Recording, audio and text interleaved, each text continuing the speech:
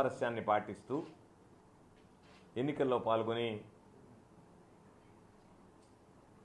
అత్యధిక శాతం పోలింగ్ పెంచడానికి సహకరించినటువంటి నెల్లూరు జిల్లా ప్రజానీకానికి నా హృదయపూర్వకమైనటువంటి ధన్యవాదాలు తెలియజేస్తున్నాను. పోలింగ్ సందర్భంగా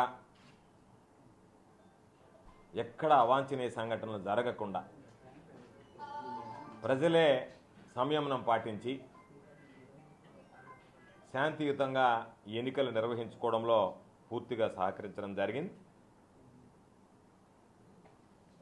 జిల్లా ప్రజలందరూ కూడా మరొకసారి నెల్లూరు జిల్లా పోలింగ్లో ఎప్పటికప్పుడు పోలింగ్ శాతాన్ని పెంచుకోవడంతో పాటు ఇతర ప్రాంతాలతో పోలిస్తే ఇక్కడ ఎక్కడా కూడా అవాంఛనీయ సంఘటనలు జరగకుండా ప్రజలే సహకరించి ప్రజలే సంయమనాన్ని పాటించి ఎన్నికల్లో స్వచ్ఛందంగా పాల్గొని పోలింగ్ శాతాన్ని కాస్త పెంచడం కూడా జరిగింది. ఈరోజు దాదాపుగా అధికారులు ఇచ్చినటువంటి లెక్కల ప్రకారం 79.63% ఈరోజు 2024 ఎన్నికలకు సంబంధించి జిల్లా సగటు నమోదు కావడం జరిగింది. గతంలో ఉన్నటువంటి 77% కన్నా 2% అధికంగా ఈరోజు ఓటర్లు పాల్గొనడం జరిగింది. అయితే ఈ సందర్భంగా విశ్లేషించుకున్న తర్వాత ఎన్నికలకు సంబంధించినటువంటి ఫలితాలు, ప్రజల అభిప్రాయం, పోస్ట్ పోల్ సంబంధించినటువంటి అభిప్రాయాలు సేకరించిన తర్వాత నెల్లూరు పార్లమెంటు, తిరుపతి పార్లమెంటు ఈ పరిధిలో ఉన్నటువంటి శాసనసభ స్థానాలు కానీ 2 పార్లమెంట్లు కానీ వైఎస్ఆర్ కాంగ్రెస్ పార్టీ విజయం సాధించబోతుందనేటువంటి ఒక ఖచ్చితమైనటువంటి అభిప్రాయం ఈరోజు కలిగింది.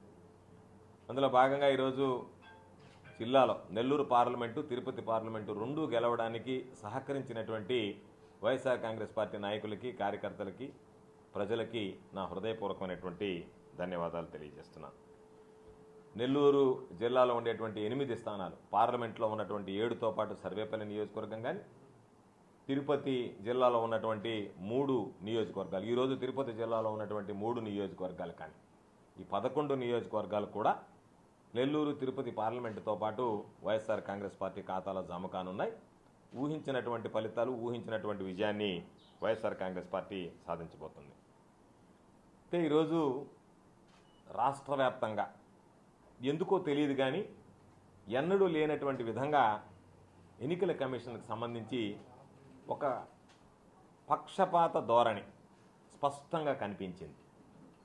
కొన్ని పోలింగ్ స్టేషన్లో అయితే వైఎస్ఆర్ కాంగ్రెస్ పార్టీకి సంబంధించినటువంటి ఏజెంట్లని మాచర్లే ఉదాహరణ తీసుకుంటే బలవంతంగా బయటకు లాగేసి పురుషులు, మహిళలు, తెలుగుదేశం పార్టీకి సంబంధించినటువంటి వాళ్ళు ఏకపక్షంగా దాడి చేసి వాళ్ళని నిలువరించి వాళ్ళ ఓట్లు రిగ్గింగ్ చేసి రిగ్గింగ్కి పాల్పడడం జరిగింది.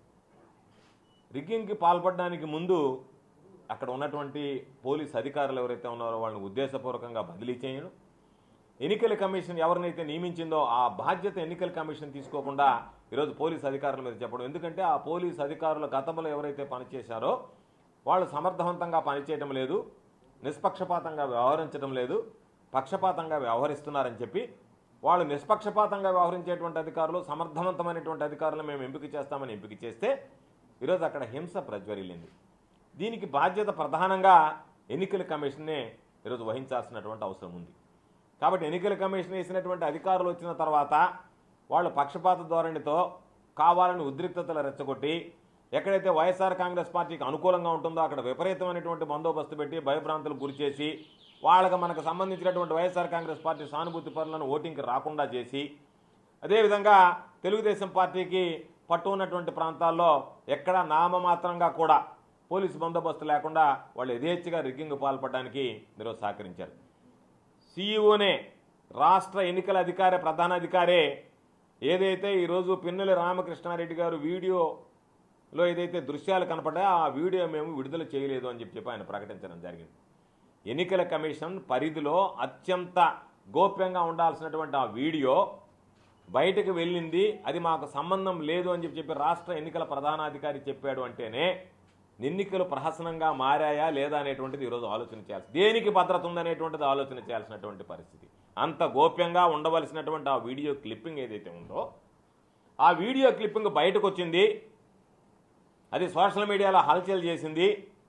కాబట్టి ఆ క్లిప్పింగ్ మేము విడుదల చేయలేదు అంటే పోలీస్ అధికారులు విడుదల చేశారా, దర్యాప్తు చేస్తున్నటువంటి అధికారులు విడుదల చేశారా, ఎవరు విడుదల చేస్తే అది బయటకు వెళ్ళిందనేటువంటి దాని మీద కనీసం ఇప్పటి వరకు దృష్టి పెట్టినటువంటి నేపథ్యం లేదు. ఏదో మేము విచారిస్తున్నామని చెప్పి ఈరోజు చేతులు దులుపుకునేటువంటి పరిస్థితి.